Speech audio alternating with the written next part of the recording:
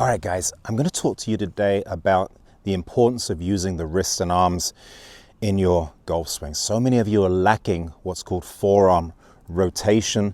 You spend most of your time trying to fire those big muscles.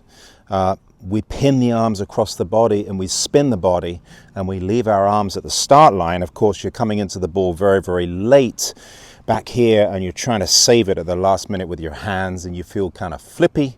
It's a real nightmare because you feel like you need to use your body more. And of course, the more you use your body, the more you leave your arms at the start line and the more you flip it. So we've got this sort of cycle that needs to be broken, all right? So you need to change your mindsets a little bit. Not that we don't want to use the body. We do want to use the body. We want to engage it. But we need to use it at the right time. We need to use it the right way. And the bottom line is, guys, the wrists and the grip and the arms play a massive role in the golf swing. They're what really move the golf club. The wrists actuate the club face. The arms create, I think, the majority of speed in the golf swing. We slow the arms down. Of course, as we approach impact, the arms actually slow down and the club swings past the arms. The club swings beyond the body, okay?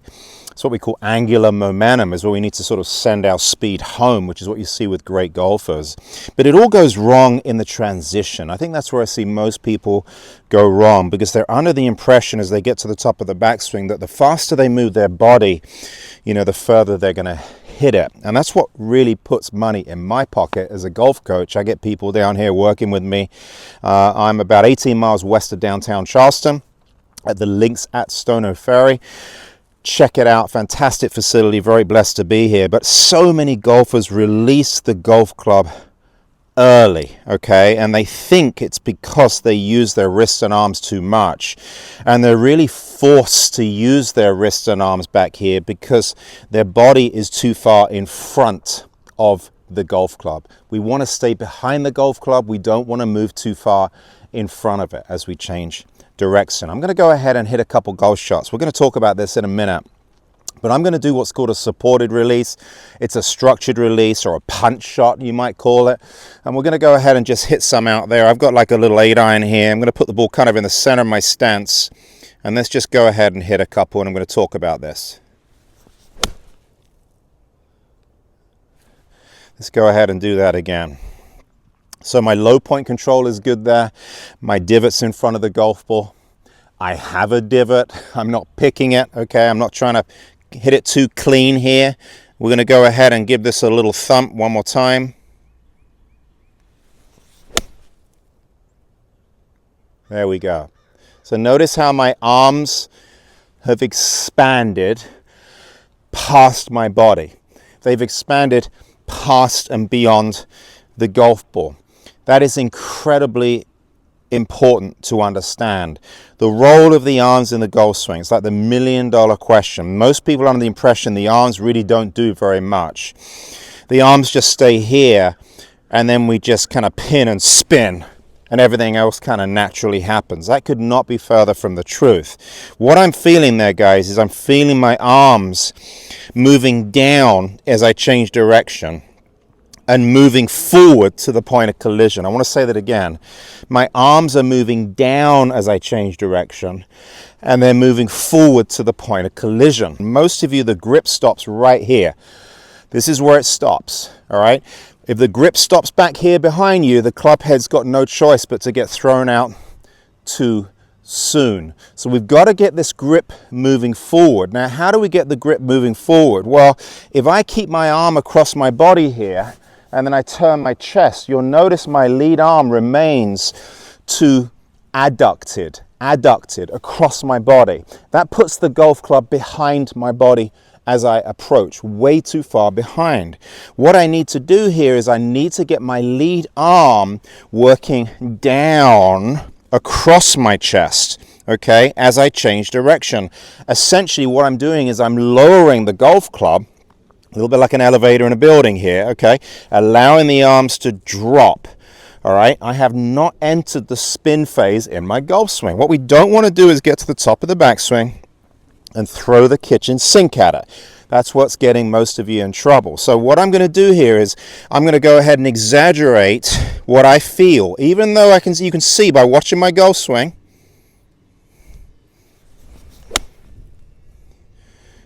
Looks like, wow, that guy's really firing his body, right? Look, really turning and burning, okay?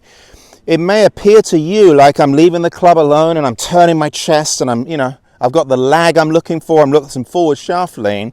That is not what I'm feeling. That is not what I'm feeling. Feels and reels, guys, okay? Bottom line is, when I'm hitting that golf ball, here's what I feel.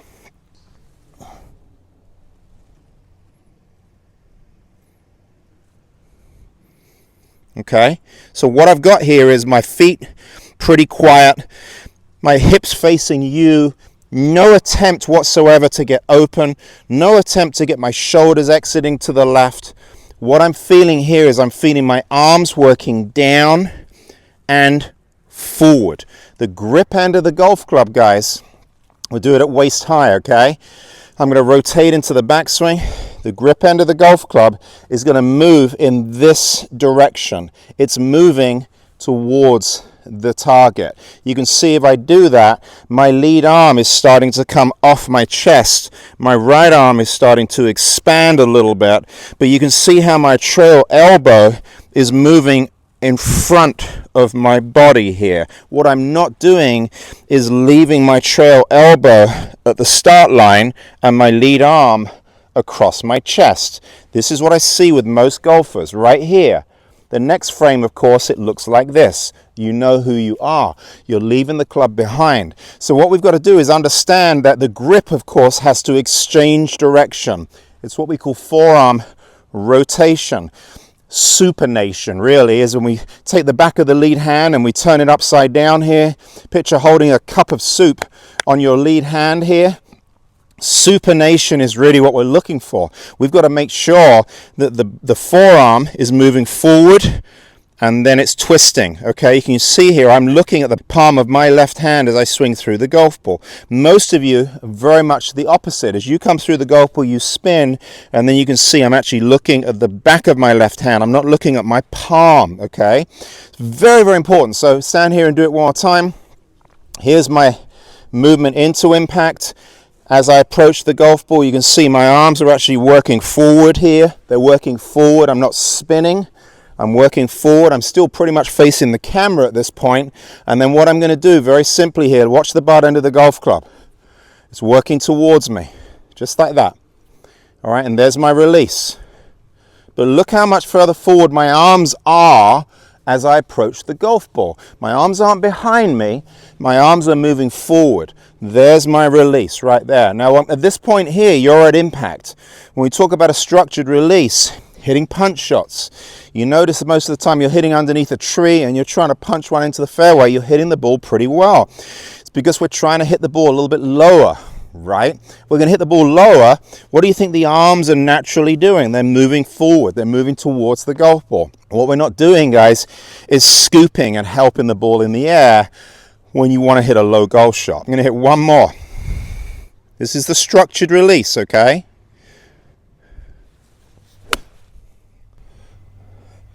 Good. Right in there. Low flighted 8 irons, reducing dynamic loft. Okay? Toe of the club is turning down into the ground here.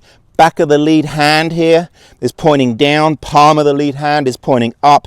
Really feeling like I'm really twisting that golf club down at the point of collision. That is your release. Now, once you've done that a few times, guys, ultimately what we want here is we want to send our speed home. It's great to get those arms moving forward, because when the arms move forward, as that grip starts to work towards me, of course, you can see here, my hands are just a little further forward at the point of collision. I know so many of you see your hands back here and the club over here. Again, what you need to understand, most of that's happening because you're leaving the golf club behind, in my opinion. What we've got to do here is understand that if we can get those arms moving forward, down and forward, when we start to release, of course, you can see I've got a very different look at the point of collision. So once we get into this position, if I'm going to send it home, what I'm going to do here is I'm going to allow the golf club, of course, to rehinge on the opposite side of my body, what I call a hitchhiker drill, L to L drill. But what we don't want to be doing here is spinning the body. So keep the body closed as long as you can as you approach impact. Start to feel those arms moving forward. And then what we're going to do here is we're going to go ahead and rehinge on the opposite side of our body. Now I've got my L to L. Take it to the next level. Let's go ahead and have that same rotation. That's my L to L drill. So I'm forming an L on the opposite side of my body. Wrists and arms have to be engaged, okay? The wrists control the club face, not your hands. Your hands hold the golf club. They're responsible for grip integrity, all right? Making sure that you have a hold of the golf club. It's called a grip for a reason. The wrists are responsible for the articulation of the club face and very much the release pattern, how you release the golf club. The wrists are incredibly important. The arms, guys, your arms are what's transporting the golf club. You can only move your body laterally so far, all right? We don't want to move our body laterally very much, okay? What we want to do here is we want to move our arms forward. We don't want to stand here and spin the body or slide the body to move the golf club. The arms are responsible for moving the arms. I hope that makes sense. So work on that structured supported release. All right, well, you hit some punch shots right in around here, finishing around waist high with the lead arm expanded past the golf ball, no contraction. Take it the next step after that to rehinging on the opposite side of your body. So we're going to go from this one right here, which is a structured release. You can see my arms are expanded. Lead arms coming off my chest as I hit the golf ball, and then go ahead and send that speed home. Go ahead and take it to the next level. And you can see how the golf club is rehinging. That is how you build your release pattern. Forearm rotation. Don't throw your body at the golf ball. You're going to get out in front of the golf ball. It's going to cause all sorts of trouble. What you want to do here is allow your body to respond dynamically to the swinging motion of your arms. I hope that makes sense. If you think that could help someone, go ahead and share. Thank you so much for subscribing. Have any comments? Always get back to everyone. Take care, guys. Get after it. We'll talk to you soon.